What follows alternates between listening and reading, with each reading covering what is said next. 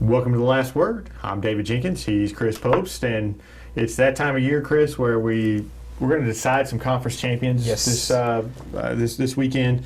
I think the biggest one is the SEMO Conference North.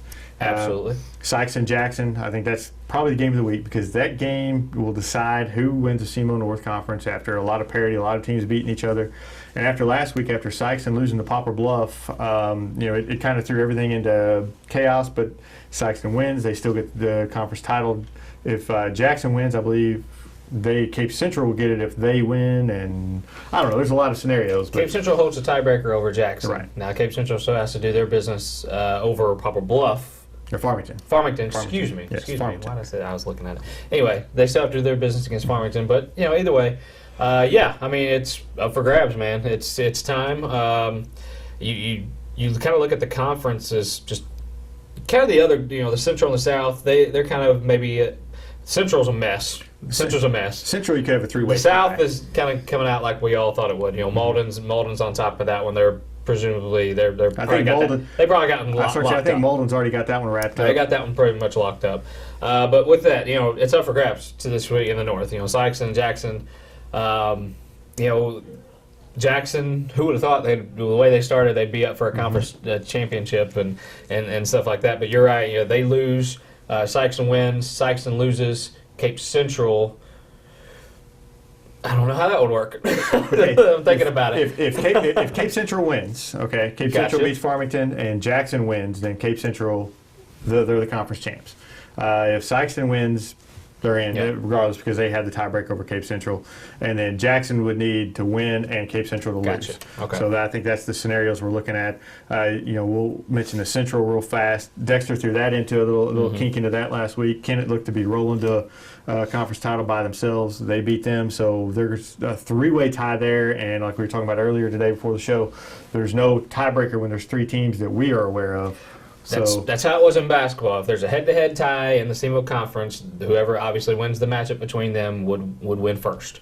The three-way, it's a tie. They share the conference title just like they did last year with these three teams, if I'm not mistaken. But when you look at that conference, Dexter beating Kennett, obviously unexpected.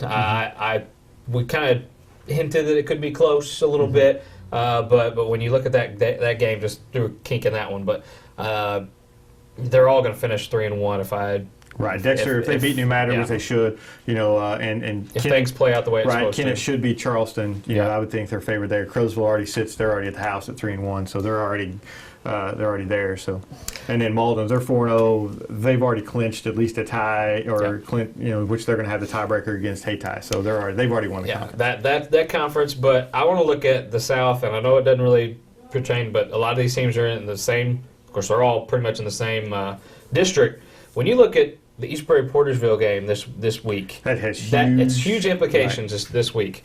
East Prairie currently sits as number 4 seed in that district. Portersville at number 5. Obviously, if East Prairie wins, that pretty much puts them in the top of that bracket. Portersville, that would, I think, vault them into number 4.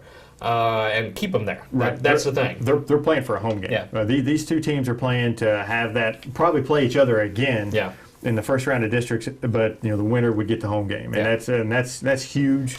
Especially when you play well at home. Everybody wants to have that home game, especially getting late in the year in district time, and I think that's going to be a huge game. That's the second game of the week. Yeah, and it'll keep them away from Malden as that time. Right, as much as possible. At least for one game. Yeah, but we'll look at the conference. We got to start looking at districts too, because these games are having a lot of district implications. And for Sykeston, I think for the most part, I think they have a top 3 seed kind of locked up. Sykeston will be at home for sure for the first game. Right now, they're the number 3, but they hold the tiebreaker. They hold the tiebreaker over Cape Central, so they can challenge. However they call that, you can challenge, and so they would be the 2 seed right now, and that's kind of the way I figure it's going to stack up. They'll be the 2 seed, Cape Central the 3, then you have Farmington, and then you have 4 teams that aren't going to matter. Four first round games that probably is going to go the way you think they'll go. Right. But you look at just across the board. Obviously, Cape Central having Farmington, I think that's big. they have to win that game to be in the conversation for a conference, and obviously help them with their district chances or whatever, just to keep that 3 seed. I don't know if you saw last week, but Cape Central actually got Al Young the ball. Who? Al Young. He was the Mr. Preeminent Car Trophy. Okay. Gotcha. They actually got him the ball. Okay. 13 touches, 3 touchdowns, 168 yards, and they scored a bunch of points. I know you immediately put his stats in after that win, didn't you? I did. We're going to have this geared up for the show. I did. And, I said you need to get Quachon Chisholm out on the edge. Well, he ran for 149 yards and then threw for another 97. So, I'm just saying. They may be figuring it out there, which is not good for everybody else in that district. I get it. And that's something we've said for Cape Central all year. Just get their ball into the playmakers. And I don't think that they don't know that. It's just I don't know why they didn't do it. I know they're kind of holding some things back. Maybe that might have been the strategy to get into these conference games and to get into the district time. I don't know, but when you have guys like that, you just they're starting to show why they need to get these kids the ball. It kind of goes to the SEMO. SEMO lost to Shorter College. I don't know whether they Division 8 or whatever. I don't know. It's a terrible loss. But your best player gets 2 touches. Yeah. You've got to get your best player the touches, and I don't understand. I know wide receivers aren't as easy as running backs. You can't just running backs, you just toss them the ball. You got to do other things to get your wide receivers the ball, but especially in high school football, just hand them the ball. Hey, every Saturday and even Sundays now, we're seeing just these little dumps to wide receivers and screens. You love those Mizzou screens. You love those Mizzou screens. It's okay in certain bursts, but man, every single play. Open it up a little bit, man. Sometimes it's all Matty Mark can complete. Hey, listen, I know it. Hey, you can't argue with what works, and it works for NFL, college, whatever. But just every time, if you're expecting it, it's not going to work. Anyway, that's a different topic. Anyway, let's get back to high school. I want to talk a little bit about the East Prairie Portersville game. Jenks, who do you think kind of holds an edge in this game, just going into this? Because like we mentioned, it holds big implications. I like Portersville. I think Portersville, they found a running game last week. McCray, he ran for over 200 yards last week, and that's something they've been needing. They've thrown it all over the place, and they do a good job throwing the ball. But giving them that extra run game, I think that's key. And they did against Scott City, who's not just chopped liver. Scott City's a pretty decent team. They're going to be going against East Prairie, who they have an injured quarterback, an injured lineman. They've done some good things without Brett Ellis in there. But I think Portersville, I think with that run game, I think they can kind of do what they want. East Prairie's not the best defensive team. I think Portersville will be able to do what they want and be able to outscore them. I think it's going to be close, very, very close. But I think Portersville squeaks it out. I've seen both these teams, and I'm with you. This is a coin toss game. It can go either way. East Prairie won last year's matchup with them, which I thought Portersville probably could have beat that team last year. Had some things go on. Coach Bullock had to exit the premises. We'll just say that. But anyway, I know they're fired up for this game. I know they want to get back at East Prairie. They feel like they kind of got one kind of grabbed away from them last year. But I'm taking East Prairie. I know that without Ellis, he's not expected to play this week. He is week to week with his injury.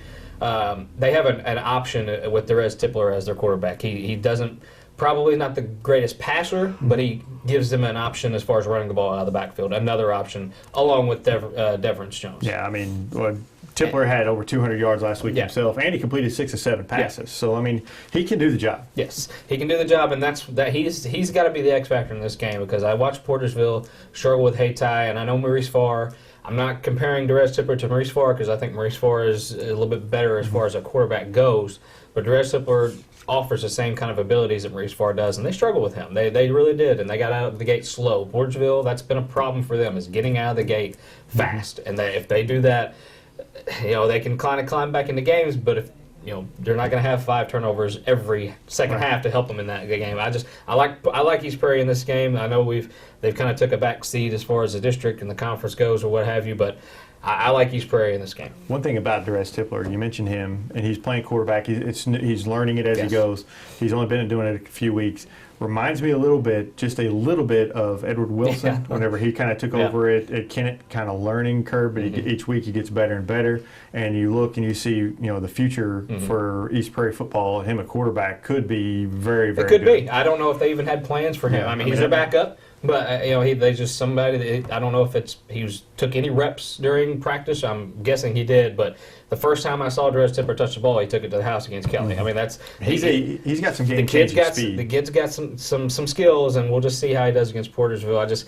Portersville, just to me, they can't get off the field on third downs. They struggled mightily against Hayti in that, and that's just something that I only have one game to go by, and I've seen East Prairie a couple times, but just judging by what I saw of these two teams, I think East Prairie's got a little bit of an edge. I've been on that Portersville wagon all year. Coach Bullock, don't let me down. Like I said, it's just I don't I love both teams. Both teams are great. I love the kids. They're awesome stuff. I flip a coin and East Prairie won that toss. So there you go. Let's talk about some Sykes and Jackson real quick.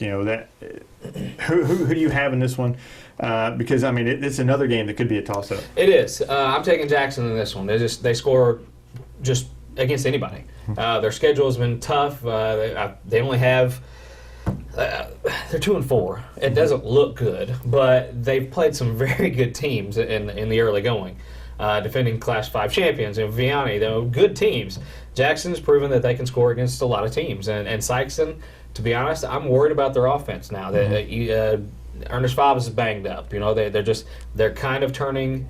I know they have a little bit of passing game, but they're kind of struggling running the ball. They really did. They did against Poplar Bluff, and they got to get back to that. And I know Jackson's defense is a little suspect, but I think Jackson's can outscore Sykeston in a shootout. You talk about Sykeston's offense. Actually, their defense is what worries me. Fobbs on defense, I think him not being 100%, I think that's going to hurt them. And we've already said Jackson can score on anybody. I don't know if Sykeston's defense, we always praise them, but I think they were really, their weaknesses were really shown last week against Poplar Bluff. You can throw the ball against them. Jackson likes to throw the ball, and they run at a breakneck pace. They like to run that hurry up offense. So I think Sykeston's really going to have to adjust to that because they haven't seen much of that. I think the schedule, like you mentioned, Jackson's schedule has been a lot tougher than Sykeston's. I think that's going to have them ready to go. I think Jackson wins the game, but I think it's close. Jackson got two quarterbacks who can throw or run. They got options as far as that goes. Let's just run down our picks real quick. Let's go. Farming Cape Central. Who you got? Well, I like Cape Central. They, Al Young with the ball. Quaychon Chisholm. Farmington's going to score, but Cape Central scores more. I got Cape Central as well. Kelly at Caruthersville. I'm taking Caruthersville in that one at home. That winning streak from Kelly just went that way. It's back there. Okay. Caruthersville. They're tough. Hey. Anyway, Malden at Chaffee. Malden. 2 years ago. 3 years ago, this is a big game or whatever. This is not quite that big anymore. Not so much anymore. Kennett at Charleston. I'm taking Kennett. They're getting back on the winning side of things. New Madrid at Dexter. We got to mention their surprise win over Kennett. A big, huge day for Ethan Stevens and just big win. Ethan Stevens had a fantastic game. Rushed for almost 300 yards and threw for like 97, 100 more. Had a great game. They had a great game plan on defense. Coach Lumica there, their defense coordinator, really kind of contained Edward Wilson. I think this week against New Madrid, they should win the game, but it's homecoming. You're never really focused. Plus, you're coming off a big win. Yeah. I've got them on upset alert, but I think Dexter wins. It's a 2-touchdown upset alert. I think. Yeah. But yeah, Dexter still holding Kennett just in the stranglehold. 16 straight wins against Kennett. Very impressive streak. East Prairie Portersville. Already talked about that one. Go Eagles. Whatever. Go Portersville. Scott City at Hayti. Hayti, they kind of hung with Malden a little bit. That was another big game that I thought Malden would take, but Hayti, I think they go and get back on the winning side of things against Scott City. Too much speed for Hayti. I think they win that one. Perryville at St. Genevieve. St. Genevieve big. St. Genevieve. They pulled off a big win against Park Hill Central last week, and that was an eye opener for me. I didn't think the St. Gen had that kind of firepower, but they beat a state-ranked Park Hill Central team. Yeah, and they're not going to have any problems with Perryville. Sorry, Perryville. Yeah, St. Pius X at St. Vincent. I'm conflicted. God's with both these teams. But St. Vincent's, I've rolled with them last few weeks. I'm going to roll with them again. St. Vincent. I'm going to go with St. Vincent. And Jenkins, God is with everyone. Yeah, but he's more with St. Vincent because he's been with St. Vincent for a while. He's also with Notre Dame. Go Irish, beat Clemson. Yeah, we need that very badly. And please, Mizzou, do something offensively, please. Simo, get back, man. Get up off the mat. You got to beat Murray. Got to get back. Got to beat Murray. Pull a Rocky, man. Get back up. We'll see you guys next week on The Last Word.